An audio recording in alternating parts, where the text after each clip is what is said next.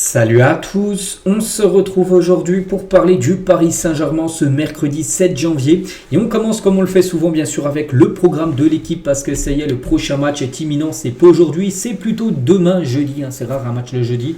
Mais voilà, ça sera un match spécial, le Trophée des Champions contre l'Olympique de Marseille. Notez que le prochain match ensuite sera le Paris FC au Parc des Princes. Ça sera lundi prochain, Coupe de France. Et ensuite de la Ligue 1, c'est qu'il y a pas mal de compétitions différentes de la Ligue 1, de la Coupe de France, de la Ligue des Champions également qui arrive. Du Trophée des Champions également pour demain. Donc voilà, 4 compétitions différentes sur ce mois de janvier. Voilà, tout d'abord ce match bien sûr contre Marseille.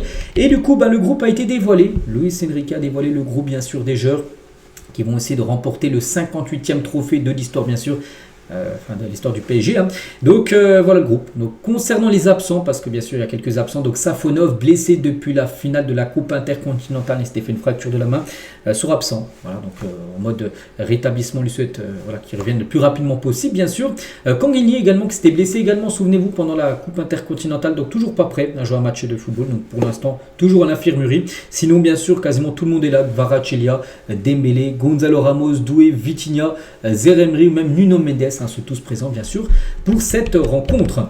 Concernant l'équipe, donc actuellement elle n'est plus en France, elle est plutôt bien sûr au Koweït où se déroulera bien sûr cette rencontre. Donc voilà, sur les sites officiels du club, ils ont sorti pas mal de vidéos bien sûr par rapport au trajet qui s'est très bien passé bien évidemment. Donc tout est ok. Et le programme des Parisiens aujourd'hui en ce mercredi veille de la finale demain.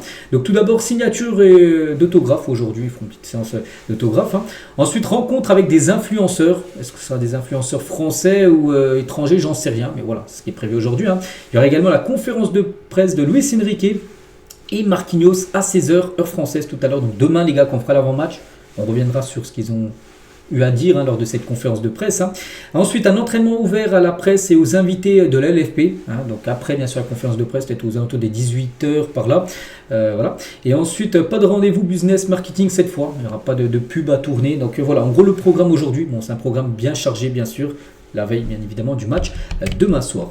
Concernant, bien sûr, ce gros stade, voilà, ce magnifique stade où se déroulera la rencontre demain, un stade quand même d'une capacité de 60 000 places. Après, ce qui sera guichet fermé, je sais pas et je pense pas. Surtout les gars qu'un classique sans fans. Donc aucun groupe d'ultra ne sera officiellement présent au Koweït pour ce PSGOM Trophée des Champions. Donc offre annulée côté PSG. Souvenez-vous, il y avait une offre qu'on avait parlé de 800 € que le PSG avait fait à certains supporters. Donc il y en a qui l'avaient payé, mais il y en a plein en gros qui ne pouvaient pas. 800 € c'est quand même très cher. Et du coup, faute de participants, donc l'offre a été annulée. Et du coup, et même du côté de Marseille aussi, ils ont boycotté. Les supporters de Marseille ils ont boycotté en gros ce match qui se joue au Koweït.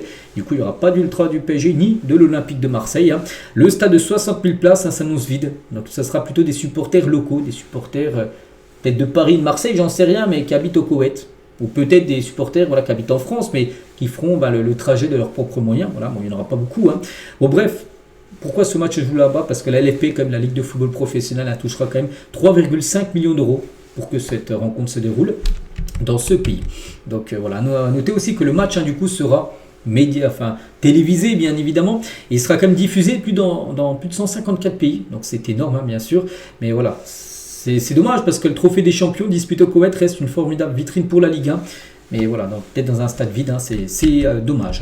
Et à noter les gars qu'en Italie, voilà, donc Ligue 1 Plus va diffuser le Trophée des Champions en Italie, donc demain entre le PSG et Marseille, avec des commentateurs générés par l'intelligence artificielle. Ce ne sera pas des vrais commentateurs, en gros. Les voix françaises des commentateurs de Xavier Domergue et Benoît Chiroux seront traduites en temps réel avec le ton juste de leur voix. Donc Ligue 1 Plus travaille avec une société spécialisée de Dubaï.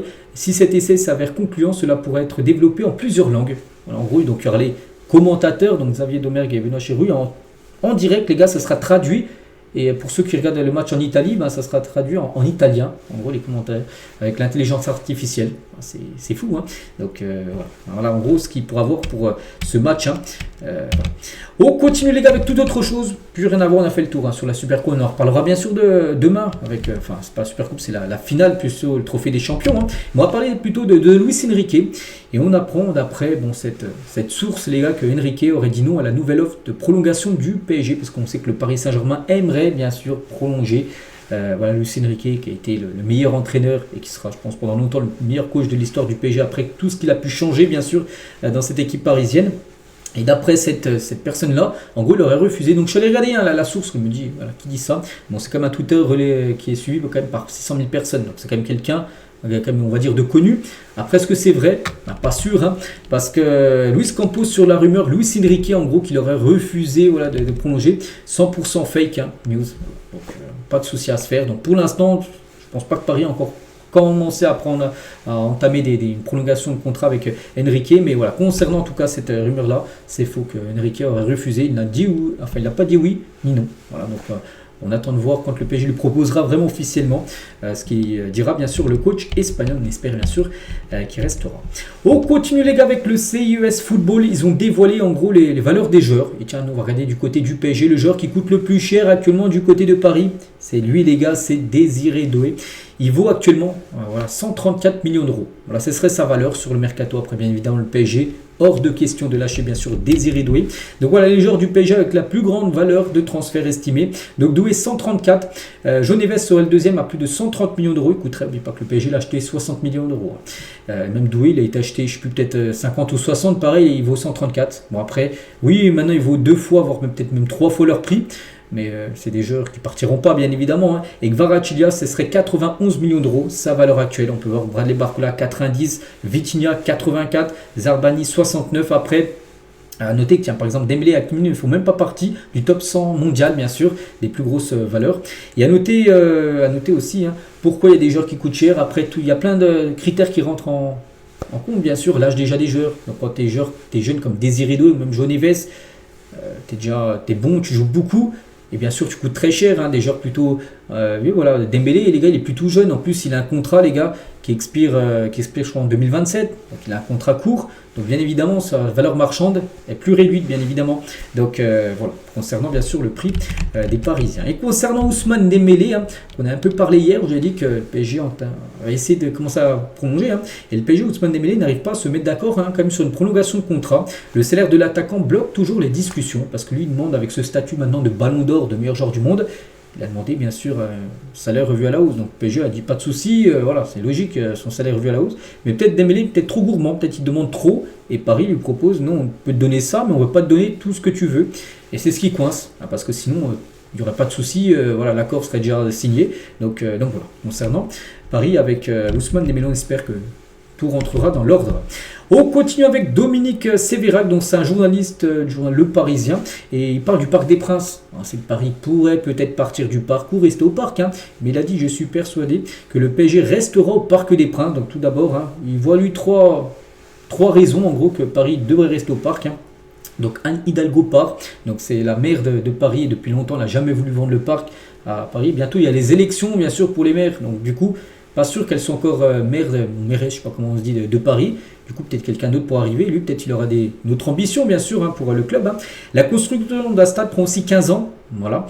C'est vrai que déjà, il faut trouver le lieu. Ensuite, il faut le permis de construire. Ensuite, il faut construire le stade, tout ça. Donc, ça prend beaucoup d'années. Voilà, bon, après 15 ans, je trouve que c'est beaucoup. Non, il y a des stades, tu peux les construire en 5-6 ans, et 15 ans, bon, après lui, il dit 15 ans. Et les supporters sont contre aussi un déménagement, parce que aussi beaucoup de supporters préfèrent rester au parc. Voilà, le PSG restera au parc. Enfin, c'est ce qu'il dit lui. Après, on verra. N'oubliez pas que Paris, le PSG a toujours 2 lieux, Massy et Poissy, pour un lieu potentiel où pourrait être construit un nouveau stade, bien évidemment. Moi, juste ce que je trouve dommage, après le parc, il est parfait, c'est juste la capacité qui est trop limitée, 47 000 places, c'est trop limité comme un club comme le PSG. C'est pour ça que les places sont très chères. Chaque fois, les matchs en guichet fermé, les places sont à plus de 150 €, les places les moins chères, parce qu'il n'y a pas assez de places. C'est vrai que tu as un stade à 70 000 places, direct, le prix des places, bien sûr, seront revus à la baisse. Et on finit, juste avec les infos mercato sur le PSG. Donc, c'est compliqué d'en avoir, donc... Voilà, sur le podcast ici Paris à Île-de-France. Donc il a dit Aklouche ne devrait pas venir au PSG cet hiver. On sait que c'est un joueur comme que Paris suit, mais cet hiver ça se fera pas. Manès Aklouche, on verra peut-être l'été prochain. De côté départ, Beraldo pourrait voir un club du même calibre que le PSG. Négociation en cours aussi concernant les prolongations de Maïlu, Barcola, Ruiz et Dembélé. Enfin Dembélé on en a parlé. C'est en train de négocier, mais pour l'instant ça coince. Concernant les autres, ça devrait se faire. Donc voilà, concernant un peu le mercato parisien, voilà ce qu'il y avait à dire. J'espère que ça vous a plu. On se retrouve demain, bien sûr. Demain, jeudi, on fera l'avant-match, bien sûr, de la rencontre contre Marseille. Demain soir, je vous souhaite une très bonne journée. Et à demain.